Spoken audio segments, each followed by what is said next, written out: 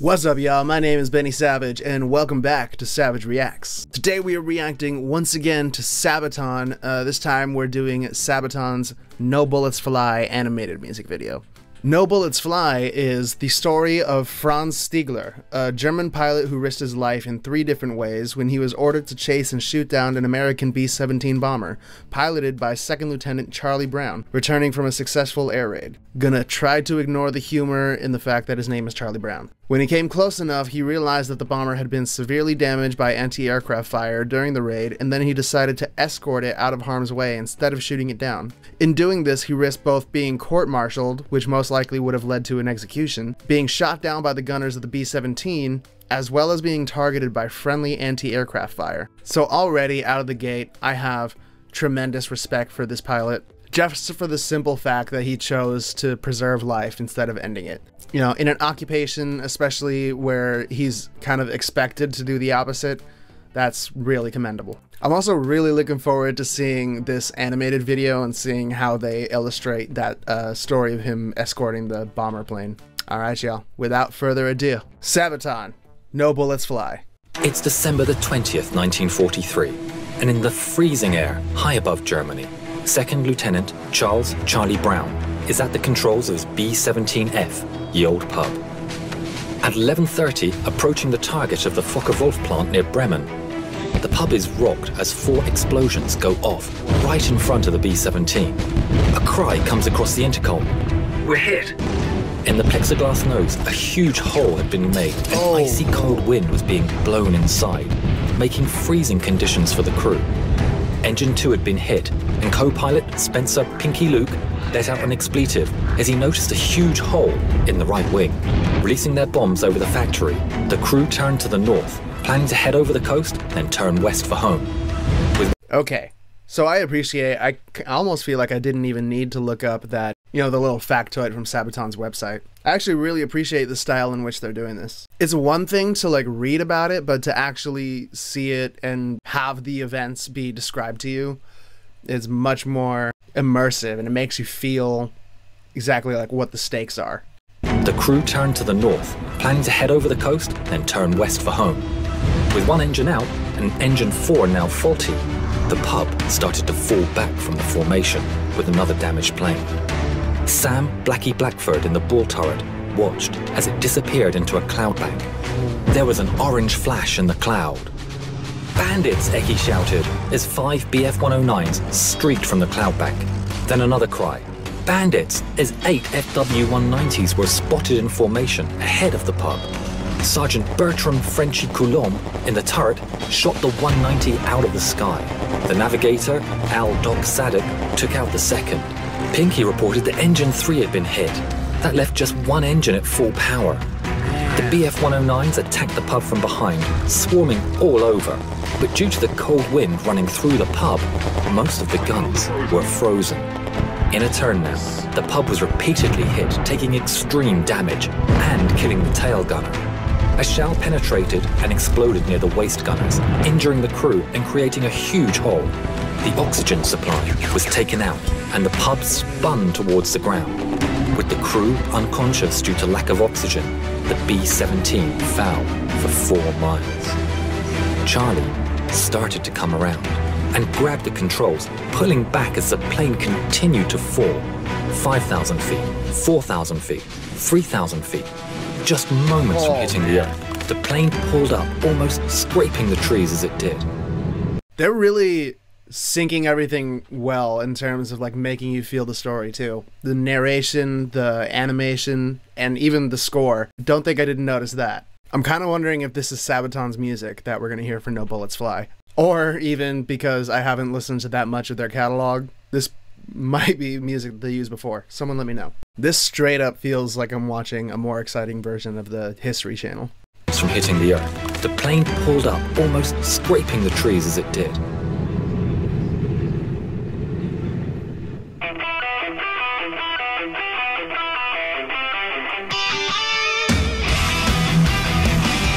Yeah. This music does sound familiar. It's like that.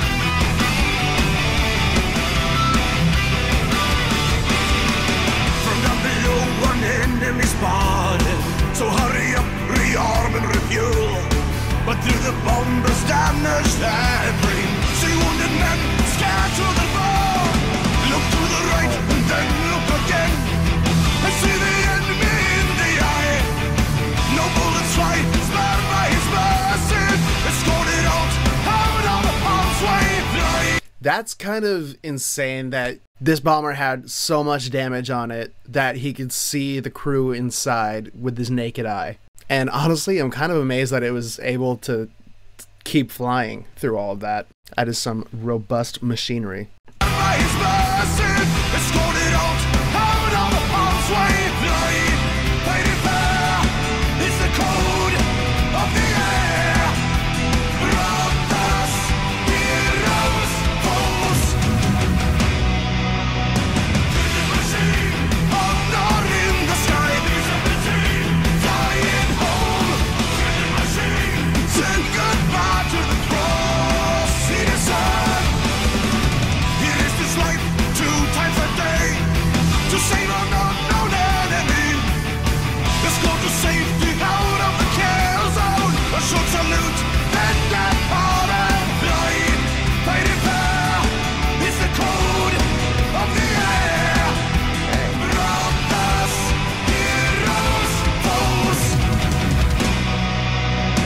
I did kind of wonder about that, like how would the communication from pilot to pilot work? I can't think of anything further from my wheelhouse, so I have no idea to even begin to know how to understand that. Another reason why I'm so thankful for this animation. Let's talk about the music for a second. Sabaton, in my eyes, will always be good at creating such an anthemic chorus. For some reason, for what they do with history and for what they do with their music, I would think that it would be amazingly difficult to write one song, one album, let alone an entire catalog and discography of music like this. But they always do it so consistently well.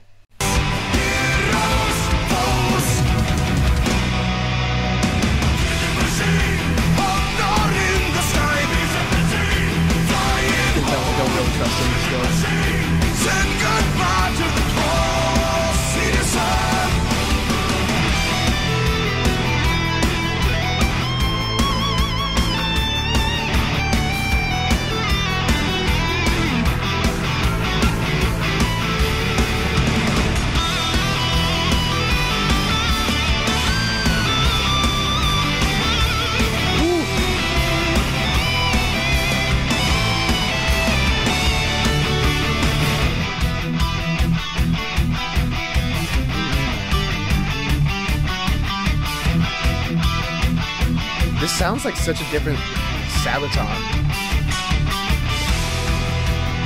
I know this is an older track, so that's probably a large part of what's contributing to this older, different sound. I just wanted to mention real quick, I cannot imagine the level of uneasiness from seeing an enemy plane right outside of your own, especially for such an extended period of time like this, with them not firing at you. Especially when you've already taken that much damage. To not know their intentions like that, you're completely putting all of your trust in someone who's supposed to be your enemy.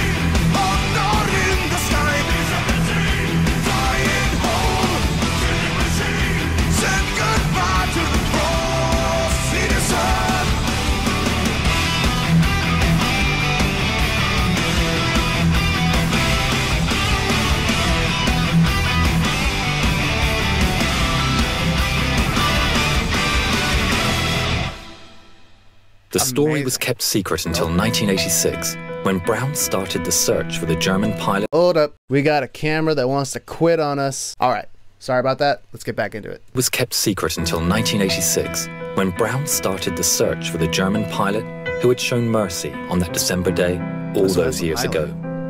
In 1990, Brown received a letter from a man named Stigler, who was living in Canada. Stigler explained that he had been the pilot of the German fighter who had escorted Ye Olde Pub. This video is of their first meeting. Franz, what were your feelings when you met again for the first time? I was so happy as we met that I dropped him and hugged him. It wasn't easy.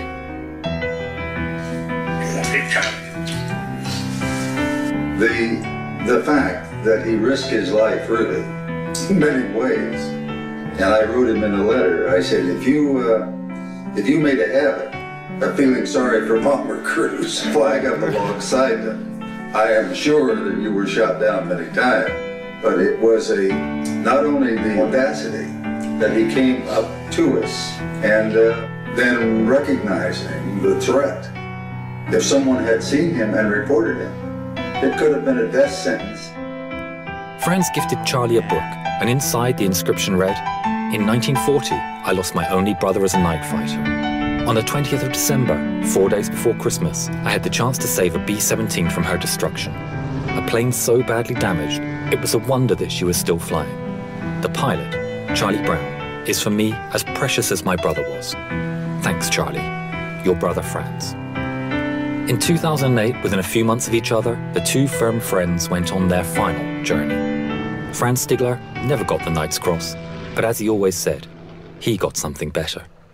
Okay, wow. And this is a true story of just human empathy. And that's amazing that they actually got to meet up again later in life. That actually makes me really happy that they were able to build that connection. That had to have meant so much for both of them. Better.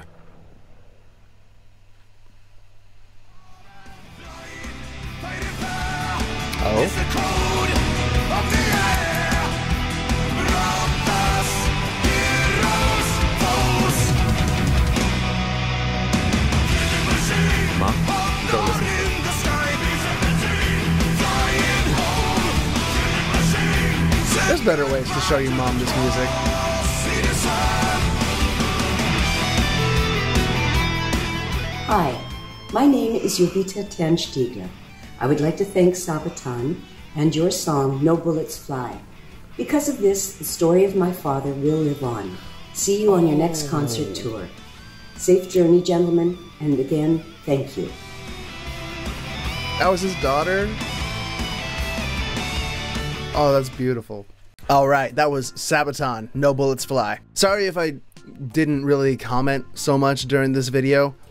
I definitely wanted to try and pick my moments for this since it's kind of a longer video. I also didn't realize that most of it was going to be story rather than song. But I'm actually really happy to have learned this story, especially at a time that we're living in right now. It's nice to see an example of human empathy, like I was talking about. It really shows you how powerful it is for someone to look at you, and regardless of whether or not they can see the damage or the trauma that you're going through, for them to extend kindness to you, for them to show you empathy, and basically just to offer you whatever they can as a helpful human being. It can go a long way, regardless of whether you're not in a plane that's about to crash and burn. How apt. All right, y'all. That's all I got for you for this one. If you want to keep up with me, follow the socials up above and follow me on Spotify, please. Let me know in the comments below what I should react to next, especially if you got more SABATON for me. Subscribe if you like, and like it if you did. I'll see you guys next time. I did the salute too early.